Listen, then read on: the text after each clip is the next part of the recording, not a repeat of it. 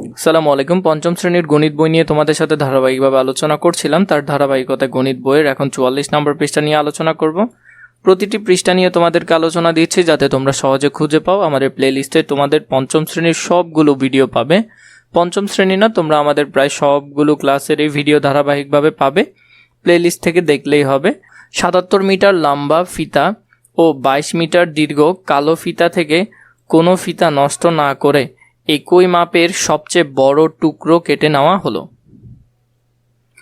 ওই টুকরার দৈর্ঘ্য কত? প্রথমে আমাদের ফিতার দৈর্ঘ্য হলো কত? লাল ফিতা হলো 77 মিটার। তো আমরা যদি এখানের মধ্যে আমরা জানি 7-11 কত? 77। তো আমাদের কোনো ফিতা নষ্ট না করে আমরা যদি সবচেয়ে বড় ফিতা কাটতে চাই এবং এখানের মধ্যে আমরা যেটা বের করব, তাহলে আমরা 77-এর গুণনীয়কগুলো বের করলাম 1, 11 এবং 77, 22-এর গুণনীয়কগুলো বের করলাম 1, 11 এবং 22। তাহলে তাদের গসাগু হলো কত? 11। তাহলে টুকরাগুলো যদি আমরা আলাদা করি তাহলে 11 মিটার, সবচেয়ে বড় 11 মিটার টুকরা আমরা নিতে পারবো। সবচেয়ে বড় কত? 11 মিটার। তো এখানে যদি 22 ধরো এটা, তাহলে এটা হলো যে 2 আর এদিকে হলো 11, 11 দুগুণে 22। তো 11টা দোনো জায়গায় মিল আছে। তাহলে আমরা যদি এটা লিখি, সবচেয়ে বড় মৌলিক গুণনীয়ক উপাদান হলো কোনটা? 11, যা 77 এবং 22কে বিভাজ্য করে। 77 এবং 22 এর গসাগু হলো কত? তাহলে 11। সবচেয়ে বড় টুকরার দৈর্ঘ্য কত হবে? 11 মিটার হবে। তো আমি তোমাদেরকে এটা এখান থেকেও দেখালাম, এখান থেকেও সমাধানটা দিলাম তোমাদের যাতে সুবিধা হয়। এরপরে দেখো এখানে 1 নম্বরে কি বলেছে, মৌলিক উৎপাদকের সাহায্যে 63 এবং 72 এর গসাগু নির্ণয় করি। 63 এবং 72 এর গসাগু আমরা নির্ণয় করব। তাহলে আমরা যদি দেখি 3 21 63 হয়, তো 21 তো, এরপর আবার 3 7 21 হয়, তাহলে 3 আর 7। তাহলে এটা যদি আমরা করি, এখানের মধ্যে আমরা মিল পাচ্ছি 3 3 7, তাহলে এটা হবে 3 3 এবং 7।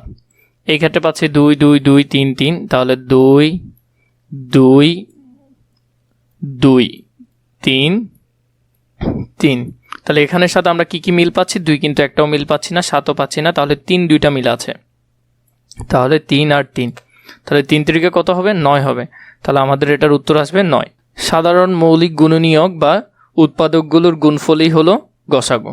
এরপর আমাদেরকে দেখো এখানে কিছু কাজ দিয়েছে, মৌলিক উৎপাদকের সাহায্যে গসাগু নির্ণয় করি। আমরা এই গসাগুগুলো নির্ণয় করব। তাহলে প্রথমটা দেখো, মৌলিক উৎপাদকের সাহায্যে গসাগু নির্ণয় 40 এবং 90। 40 আর 90কে আলাদা করে লিখলে 2 20, আবার 20কে ভাঙলে 2 10, আবার 10কে যদি ভাঙো 2 গুণ 5, তাহলে এটা 90-এর ক্ষেত্রে 2 গুণ 45, 90। 45কে যদি ভাঙো 3 15 45, আবার 15কে ভাঙা যাবে 3 5 15। তো এখানের মধ্যে মিল কি পাচ্ছি? 2 মিল পাচ্ছি, 5 মিল পাচ্ছি, 2 আর 5, তাহলে 5 দুগুণে কত হবে? 10 হবে। তাহলে এটার উত্তর হলো 10।